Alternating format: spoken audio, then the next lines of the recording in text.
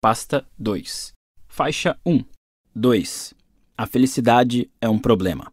Há uns 2.500 anos, num palácio localizado no sopé himalaio do atual Nepal, vivia um rei que queria ser pai. O rei tinha um objetivo bastante grandioso para o filho: tornar a vida da criança perfeita. O menino não passaria por um único momento de dor. Todas as suas necessidades e todos os seus desejos seriam atendidos prontamente. O rei mandou que construíssem muros altos ao redor do palácio para que o príncipe jamais conhecesse o mundo lá fora. Ele mimava o menino, cobrindo-o de comida e presentes, cercando-o de servos que atendiam a todos os seus caprichos. Como planejado, a criança cresceu alheia à crueldade habitual da existência humana. Toda a infância do menino foi assim. Mas, apesar do luxo e opulência infinitos, o príncipe se tornou um jovem meio estressado. Em pouco tempo, todas as experiências lhe pareciam vazias e sem valor. Por mais que o pai lhe desse, nada era suficiente e nunca significava nada. Até que, certa madrugada, o príncipe saiu do palácio às escondidas para descobrir o que havia além dos muros. Ele ordenou que um criado o conduzisse pelo vilarejo local, e o que ele viu deixou o rapaz aterrorizado. Pela primeira vez na vida, o príncipe conheceu o sofrimento. Viu doentes, velhos, desabrigados, sofredores e até mortes. O príncipe voltou ao palácio e entrou numa espécie de crise existencial. Sem saber como lidar com o que tinha visto, ficou todo emo e reclamão. E, como é típico dos jovens, acabou culpando o pai exatamente por tudo o que o rei tentara fazer por ele. As riquezas, concluiu o príncipe, eram o que tinham deixado tão infeliz, impedindo-o de encontrar sentido na vida. Ele decidiu fugir. O príncipe só não contava que fosse tão parecido com o pai. Ele também tinha ideias grandiosas. Assim, decidiu não só fugir, como também abrir mão da nobreza, da família e de todas as posses para viver nas ruas, dormindo na imundície como um animal. Nas ruas, ele passaria fome, sofreria e mendigaria por comida pelo resto da vida. Na noite seguinte, o príncipe saiu escondido de novo, dessa vez para nunca mais voltar. Durante anos, ele viveu como mendigo, um refúgio descartado e esquecido da sociedade, o cocô de cachorro grudado no sapato da hierarquia social. E, como planejado, o príncipe sofreu muito. Enfrentou doenças, fome, dor, solidão e fraqueza. Ficou à beira da morte muitas vezes, sobrevivendo o dia inteiro com uma única noz. Alguns anos se passaram, e mais outros, até que nada aconteceu. O príncipe percebeu que aquela vida de provações não era aquilo tudo que prometia. Não levava a sua desejada iluminação. Não revelava nenhum mistério mais profundo a respeito do mundo ou do propósito da vida. Em outras palavras, o príncipe percebeu o que todo mundo meio que já sabia. Sofrer é uma merda e não necessariamente se traduz em algo significativo. Seja na riqueza ou na pobreza, não existe valor no sofrimento quando não há um propósito. Daí foi um pulo para o príncipe chegar à conclusão de que sua ideia tão grandiosa, assim como a do pai, era uma bela bosta, e de que ele deveria fazer outra coisa da vida. Muito confuso, o príncipe se limpou e, encontrando uma grande árvore perto do rio, decidiu se sentar à sombra e só se levantar quando tivesse outra grande ideia. Reza a lenda que o príncipe confuso ficou debaixo da árvore por 49 dias. Não vamos entrar na questão da viabilidade biológica de ficar sentado no mesmo lugar por 49 dias. Digamos que durante esse período o príncipe foi tocado por diversas verdades muito profundas. Uma delas foi a seguinte: a vida em si já é uma forma de sofrimento. Os ricos sofrem por serem ricos. Os pobres sofrem por serem pobres. Pessoas sem família sofrem por não terem família. Pessoas com família sofrem por causa da família. Pessoas que buscam os prazeres mundanos sofrem por causa dos prazeres mundanos. Pessoas que se abstêm dos prazeres mundanos sofrem por se absterem. Isso não significa que todo sofrimento seja igual. Sem dúvida, alguns são mais dolorosos que outros, mas mesmo assim, todos sofremos. Anos depois, o príncipe formularia toda uma nova filosofia de vida e a transmitiria ao mundo. E este seria o princípio central. Devemos parar de tentar resistir à dor e à perda, pois são inevitáveis. O príncipe se tornaria conhecido como Buda. E se você nunca ouviu falar dele, saiba que Buda não foi pouca coisa. Existe uma premissa básica em muitas de nossas conjecturas e crenças. Ela postula que a felicidade é algorítmica, que pode ser buscada, merecida e alcançada como se estivéssemos entrando na faculdade de Direito ou montando um complicado conjunto de Lego. Se eu conseguir X, serei feliz. Se eu tiver a paciência Y, serei feliz. Se eu conquistar uma pessoa como Z, serei feliz. Essa premissa é o problema. A felicidade não é uma equação que possa ser solucionada. A insatisfação e a inquietude são inerentes à natureza humana e, como veremos, componentes necessários para se criar uma felicidade consistente. Buda sustentou isso a partir de uma perspectiva teológica e filosófica. Vou defender o mesmo argumento neste capítulo, mas de uma perspectiva biológica, com pandas. Faixa 2. As desventuras do panda da desilusão. Se eu pudesse inventar um super-herói, seria o panda da desilusão. Com uma máscara cafona nos olhos e uma camiseta que não cobriria sua enorme barriga de panda, ele teria o superpoder de dizer às pessoas duras verdades sobre si mesmas. Verdades que elas precisam ouvir, mas não querem aceitar. O panda da desilusão iria de porta em porta como um vendedor de bíblias, tocando a campainha e dizendo coisas como: claro, ganhar muito dinheiro faz você se sentir bem, mas não vai conquistar o amor dos seus filhos. Ou, se você precisa pensar antes de responder se confia na sua esposa, é porque não confia. Ou, o seu conceito de amizade não passa de constantes tentativas de impressionar os outros. Em seguida, ele desejaria um bom dia a quem o atendeu e seguiria muito pimpão para a casa seguinte. Seria incrível, e doentio, e triste, e inspirador, e necessário. Afinal de contas, as maiores verdades da vida são as mais desagradáveis de se ouvir. O panda da desilusão seria o herói que ninguém deseja, mas de que muitos precisam. Ele seria a salada verbal no fast food da nossa alimentação mental. Tornaria a nossa vida melhor, apesar de nos deixar deprimidos por um tempo. Ele nos deixaria mais fortes ao nos destroçar. Iluminaria nosso futuro ao nos mostrar a escuridão. Ouvir o que o panda tem a dizer seria como ver um filme em que o protagonista morre no final. Apesar das lágrimas, você adora, porque é verossímil. Então, já que estamos aqui, permita-me colocar minha máscara de panda da desilusão e jogar mais uma verdade desagradável na sua cara. Sofremos pelo simples fato de que sofrer é biologicamente útil. O sofrimento é o agente preferido da natureza para inspirar mudanças. A evolução nos fez viver constantemente com certo grau de insatisfação e insegurança, porque é a criatura levemente insatisfeita e insegura que faz o máximo para inovar e sobreviver. Somos programados pela natureza para ficar insatisfeitos com tudo o que temos e desejar apenas o que não temos. Essa insatisfação permanente faz nossa espécie seguir lutando e progredindo, construindo e conquistando. Então, não. Nossa dor e tristeza não são uma falha da evolução humana. Pelo contrário, são um recurso essencial dela.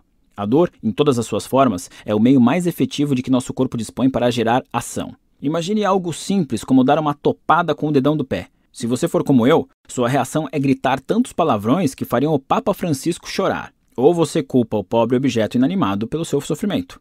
Mesa escrota, diz. Ou talvez chegue ao ponto de questionar toda a sua visão sobre design de interiores com base no dedo latejante. Que tipo de idiota coloca uma mesa aqui? Mas voltemos. Aquela dor horrível no dedo, que eu, você e o Papa odiamos tanto, tem um motivo importante para existir. A dor física é um produto do sistema nervoso, um mecanismo de resposta que nos permite desenvolver a noção espacial de nossas proporções físicas.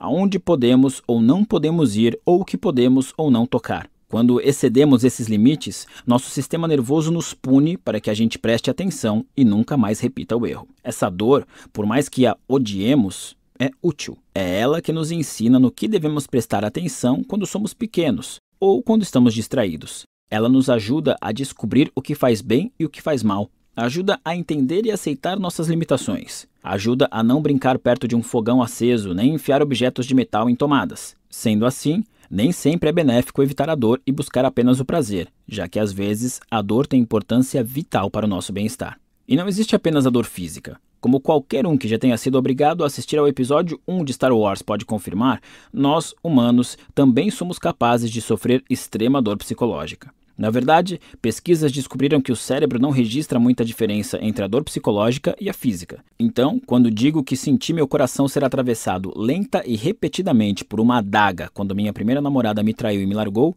é porque doeu tanto que daria no mesmo se tivessem realmente cravado uma adaga lenta e repetidamente no meu coração. Assim como a dor física, a dor psicológica indica que há um desequilíbrio, que algum limite foi excedido. E também, como a dor física, a psicológica nem sempre é indesejável ou de todo ruim. Em certos casos, passar por dores emocionais ou psicológicas pode ser saudável ou mesmo necessário. Assim como bater o dedão nos treina para esbarrar menos em mesas, a dor emocional provocada por rejeição ou fracasso nos ensina a evitar os mesmos erros no futuro. O que nos leva a deduzir um dos grandes perigos de uma sociedade que se esquiva cada vez mais dos inevitáveis desconfortos da vida. Perdemos o benefício da passagem por doses saudáveis de dor, e essa perda nos desconecta da realidade. Você pode ficar com água na boca ao imaginar uma vida livre de problemas, repleta de felicidade e compaixão eternas. Mas aqui no mundo real, os problemas nunca cessam. Sério, eles não acabam. O panda da desilusão acabou de passar aqui. Ele me contou tudo enquanto tomávamos margaritas. Os problemas nunca somem, eles só diminuem. Warren Buffett tem problemas financeiros. O mendigo bêbado que fica à espreita na frente do supermercado também tem. Buffett simplesmente tem problemas financeiros menores que os do mendigo. Tudo na vida é assim. A vida é basicamente uma série interminável de problemas, Mark, afirmou o panda. Ele tomou mais um gole do drink e ajeitou o guarda-chuvinha cor-de-rosa que adornava o copo. A solução de um problema é apenas o início do próximo. Depois de um tempo, eu me perguntei de onde aquele panda falante tinha saído. Aliás, quem foi que preparou essas margaritas? Não espere por uma vida sem problemas, continuou o panda. Isso não existe. Em vez disso, torça por uma vida cheia de problemas pequenos. E dizendo isso, ele pousou o copo, ajeitou o guarda-chuvinha nele e saiu caminhando alegremente rumo ao horizonte.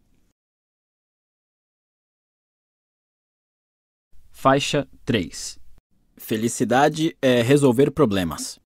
Problemas são uma constante na vida. Quando você resolve seus problemas de saúde frequentando uma academia, está criando novos problemas, como ter que acordar cedo para não se atrasar, passar meia hora suando que nem um porco na esteira, depois ter que tomar banho antes do trabalho para não empestear o escritório inteiro com o seu fedor. Quando você resolve o problema de não passar tempo suficiente com seu parceiro, decidindo que vão sair juntos toda quarta-feira, está gerando novos problemas, como pensar em algo que os dois não odeiem para fazer toda quarta-feira, conferir se tem dinheiro para ir a bons restaurantes, redescobrir a química e a chama que sentem ter perdido e desvendar a logística de transar em uma banheira minúscula com espuma demais. Os problemas nunca acabam. Eles apenas são substituídos ou atualizados. A felicidade está em resolver problemas. Repare que a palavra-chave é resolver. Se você evita os problemas ou acha que não tem nenhum, está no caminho da infelicidade. Se acha que não consegue resolver seus problemas, estará no mesmo caminho. O segredo está em resolver os problemas e não em não ter problemas.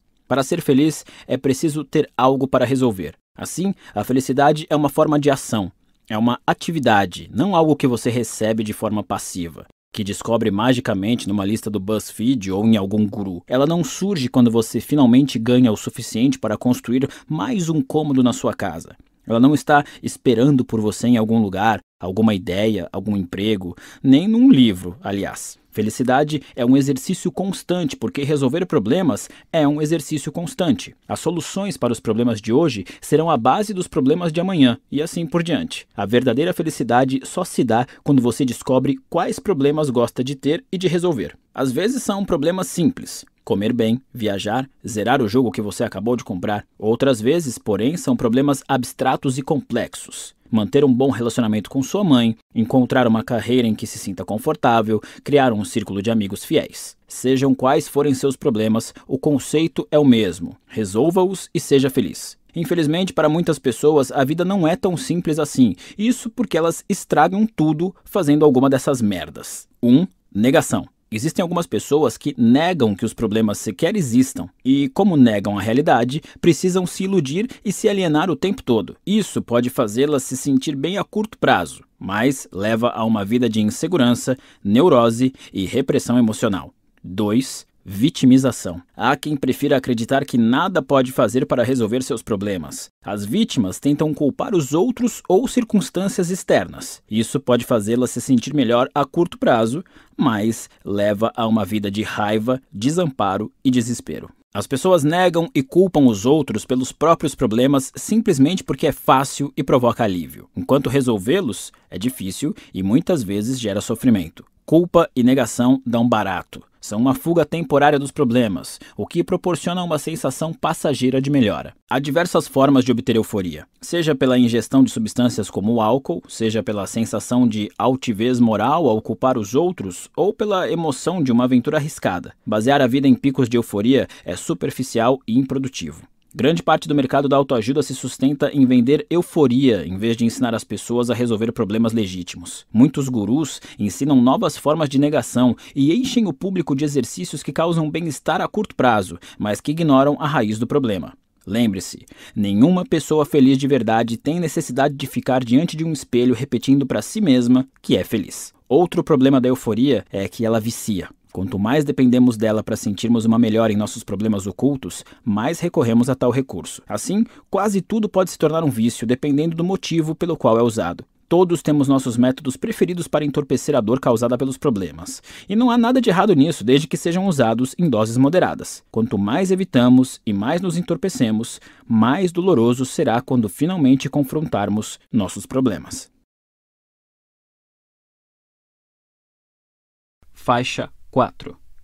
Sentimentos não são tudo isso que você pensa. Os sentimentos foram desenvolvidos em nosso organismo com um propósito específico, nos ajudar a viver e a nos reproduzir melhor. Só isso. São um mecanismo de resposta cuja função é nos alertar de que algo é provavelmente bom ou provavelmente prejudicial. Nada mais, nada menos. Assim como a dor da queimadura ensina a não tocar o fogão aceso de novo, a tristeza de estar sozinho ensina a não repetir os comportamentos que causaram a solidão. Sentimentos são apenas sinais biológicos criados para empurrar as pessoas na direção de mudanças positivas. Olha, eu não estou tentando menosprezar a sua crise de meia-idade ou ainda não superado o trauma de quando seu pai alcoólatra roubou a sua bicicleta quando você tinha 8 anos. Mas, no final das contas, se você se sente mal, é porque o seu cérebro está indicando a presença de algum problema não abordado ou não resolvido. Em outras palavras, sentimentos negativos são um chamado à ação. Se você sente algo ruim, é porque precisa agir. Da mesma maneira, sentimentos bons são a recompensa por agir certo. Quando você se sente bem, a vida parece simples e basta aproveitá-la. Até que, como tudo mais, a sensação boa desaparece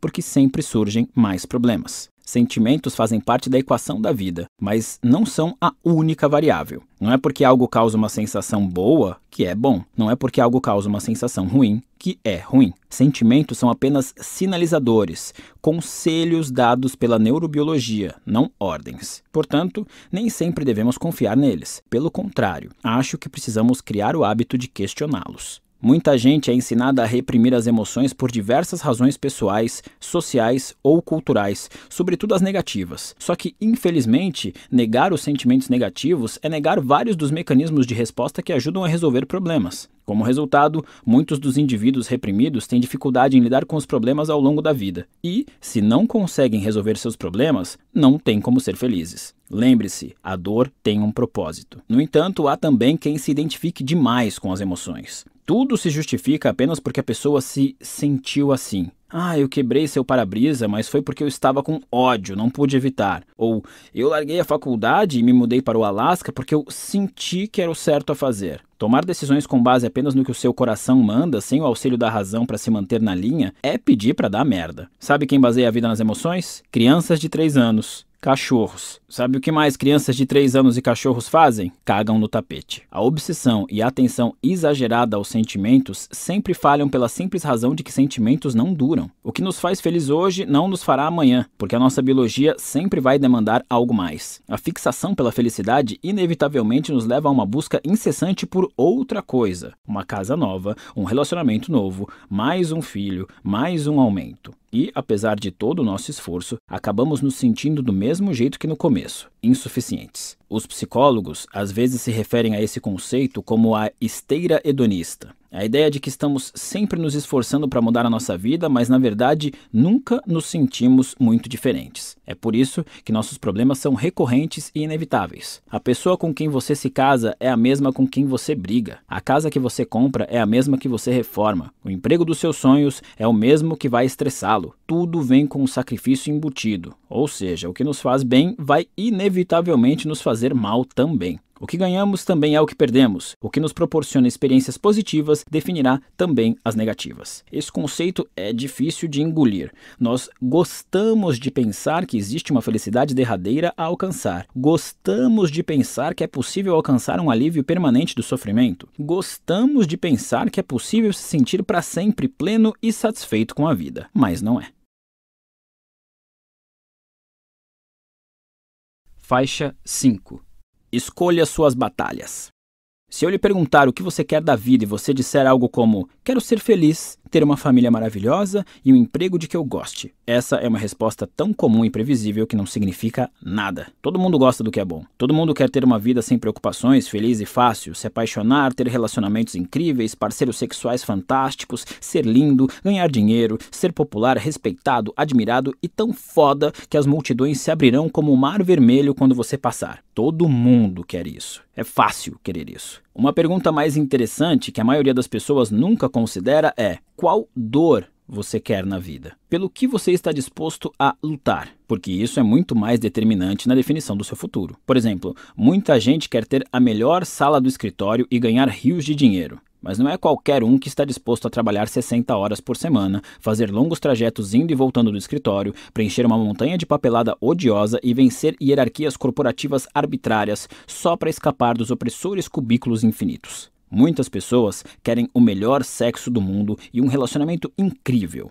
mas nem todas estão dispostas a enfrentar as DRs, os silêncios constrangedores, a mágoa e o drama psicológico necessários para construir isso. Então, se conformam. Elas se conformam e passam anos se perguntando: poderia ser diferente? Até que a pergunta passa a ser: poderia ser com alguém diferente? E quando os papéis são assinados e o cheque da pensão está preenchido, pensam: por quê? Se não foi porque você tinha padrões e expectativas baixos 20 anos atrás, então foi por quê? Porque a felicidade exige esforço. Ela se origina dos problemas. A alegria não brota do chão como margaridas e arco-íris. Satisfação e propósitos genuínos, sérios e duradouros, devem ser conquistados pela escolha e pela maneira como conduzimos nossas batalhas. Sofra você com ansiedade, solidão, toque ou um chefe imbecil que estraga metade do seu dia, a solução é aceitar e mergulhar ativamente nessa experiência negativa. Não evitá-la, não fugir dela. Muita gente quer ter um corpo maravilhoso, mas ninguém consegue isso sem passar pela dor e pelo cansaço físico de gastar horas e horas dentro de uma academia ou calcular tudo o que come, planejando sua vida em minúsculas porções. Há quem queira abrir um negócio, mas ninguém se torna um empreendedor bem-sucedido se não encontrar um jeito de avaliar o risco, a incerteza, os muitos fracassos, a quantidade insana de horas dedicadas a algo que pode render absolutamente nada. A maioria das pessoas quer encontrar um parceiro, mas ninguém conquista uma pessoa maravilhosa sem saber lidar com a turbulência emocional causada pelas rejeições exaustivas, com a tensão sexual reprimida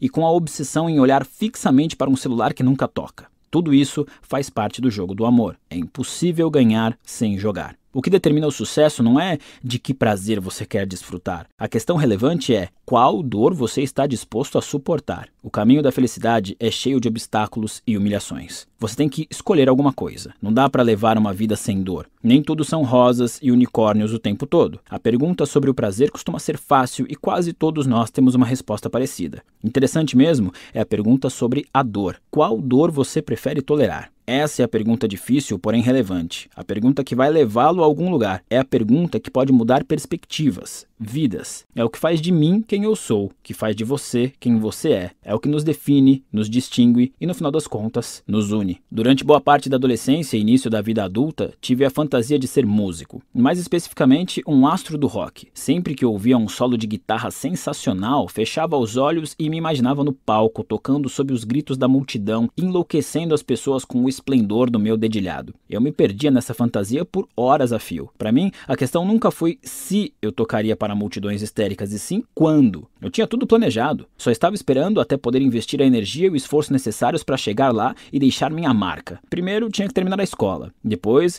ganhar dinheiro para comprar a guitarra. Aí, precisava encontrar tempo para praticar. Depois, fazer contatos e começar o meu primeiro projeto. E depois...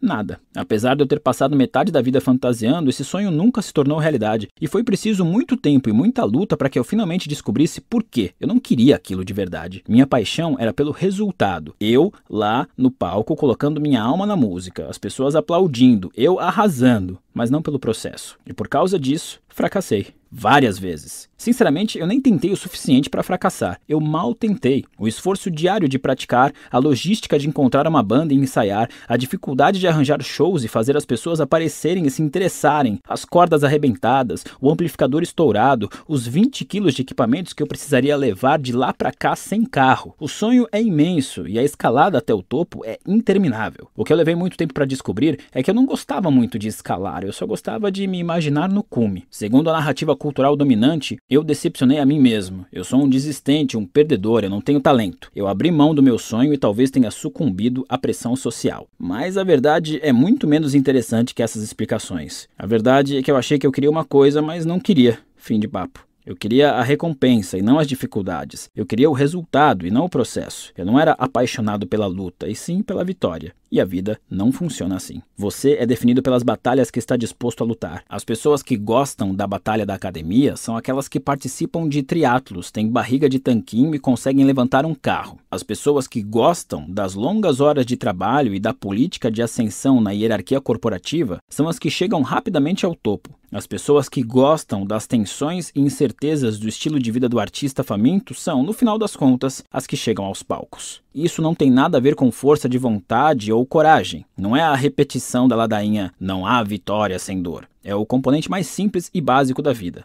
As batalhas determinam as conquistas. Os problemas criam a felicidade. Junto com os problemas, um pouco menores e mais atualizados. Veja bem, trata-se de uma interminável espiral ascendente. Se você acha que em algum momento terá permissão para parar, infelizmente não entendeu nada, porque a alegria está na subida.